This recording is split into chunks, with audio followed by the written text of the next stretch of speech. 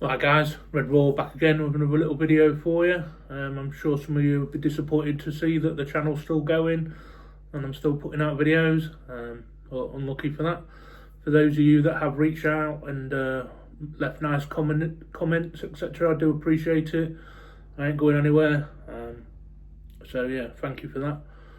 I just wanted to do a little video on the Isak and Newcastle fans and Liverpool FC, the big bad boys of the Premier League. To start off with the more gentle approach, I do sympathise with the Newcastle fans. I do, because I do not agree with how Isak is going about his business, but in the same breath, I can sort of understand it as well, especially for Isak, which he is now saying publicly that he's been lied to and promises have been broken.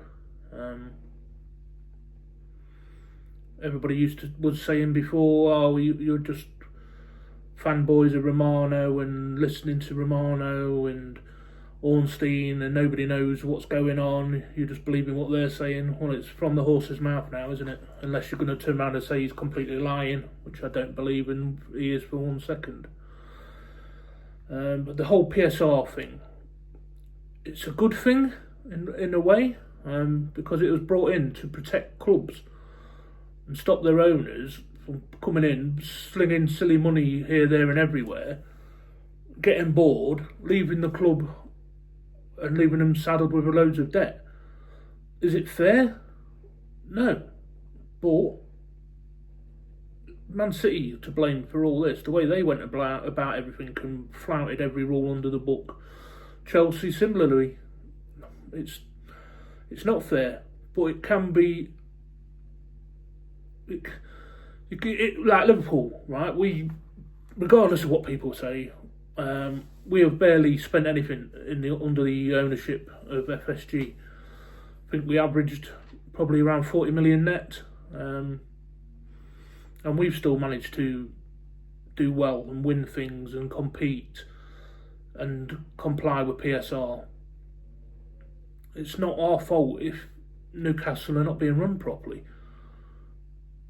Having the richest owners or whatever doesn't make you a big club. You've won one trophy since 1955. That doesn't make you a big club. If you can't generate the income, then you can't spend it. They are the rules, whether you like them or not, whether I agree with them or not. They are the rules. It's to protect clubs from going belly up. Let me just have a look on some of my other notes.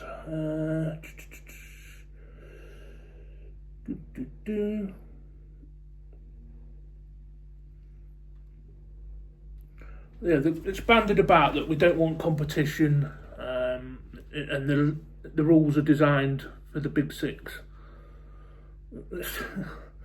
It's just nonsense. Like I've said, Liverpool have spent very little, and even Newcastle will probably spend more than Liverpool had in the last couple of years. This season aside, which is a complete one-off, in my opinion, and even then we've still generated just over 200 million quid in sales. So I think we've probably got about a 70-80 million net at the moment before anybody else comes in.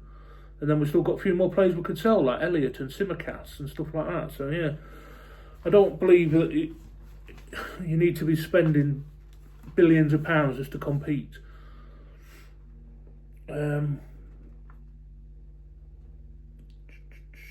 Have a look. Yeah, we still generate a hell of a lot of money.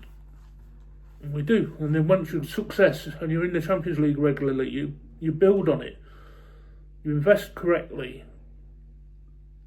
Success breeds success, doesn't it? And then you generate their income, then you can spend a bit more. You just can't think you can come in, own a club, and just chuck your whole bank balance at it. It doesn't work like that, I'm afraid, and the Newcastle fans have had a bit of a wake-up call, I think, and they needed it.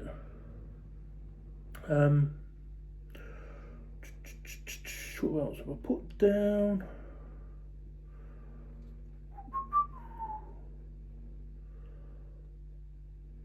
Oh yeah, it's like apparently the Newcastle setup, they've not got a sporting director or the proper people in the right places apparently. So I'm hearing. I'm not sure if that's correct or not. I'm not a Newcastle fan. But if that is the case, whose fault's that? Is that Liverpool's fault? Is it all the other clubs in the league's fault? No, it's Newcastle's fault. They're owners. Can't blame everybody else.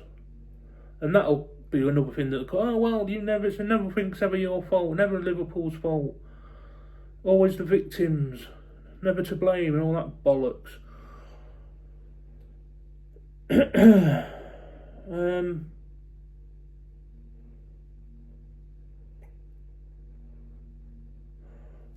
Sorry about this, I'm just trying to look at my notes.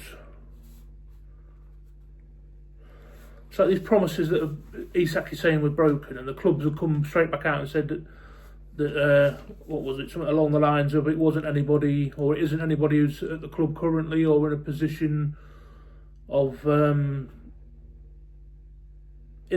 do so and make promises, etc. But even if it was the previous people who were running the club, he's under the impression that some of these has made these promises and they've not been kept. It's going to upset people. It's going to upset your players. That's not Liverpool's fault, is it? Broken promises. How can you turn that around on us? Oh, you've unsettled him. No, you've done a very good job of that yourselves by breaking promises. Whether it be this people in charge of the club now or previous people, somebody has. And the club have been aware of Isak's wishes for ages and have done nothing about it, or are unable to do anything about it. It's like, all right, everybody, all the fans slating Isak. And like I said previously, I don't agree with how he's gone about it. But it's hypocrisy, double standards. You're slagging off Isak, this left, right and centre, and then you've got Wissa doing the exact same thing. Completely blacked out all his socials, pretending he doesn't play for Newcastle, doesn't play for Brentford anymore. It's like the hypocrisy. It just makes me laugh. It really does make me laugh. Egging on Wissa to do all the same things Isak's doing, and yet, yeah.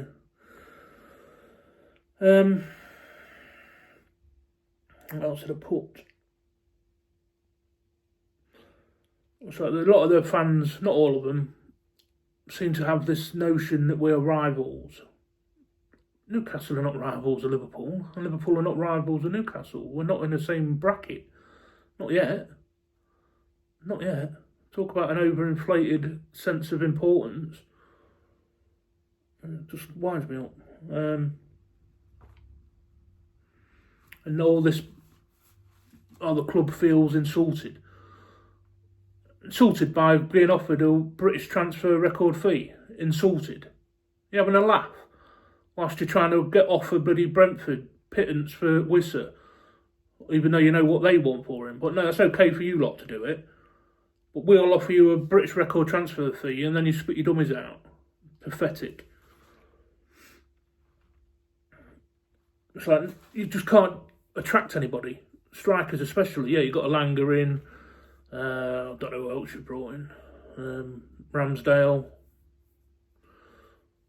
That's about it, innit, I think, at the minute. But you just can't attract the attackers. You messed about. He wanted Ekitike. He messed us about, so we went in and got Ekitike. Playing with the big boys now, I'm afraid. And it's something you're going to have to get used to. You're not entitled just to come and spend whatever you want. It doesn't work like that. You've got to earn it. The sooner you work that out, the better.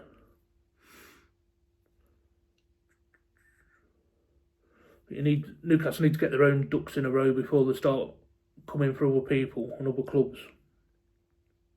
But like I say, you'll get the brain dead replies, always the victims, never our fault, blah de blah de blah.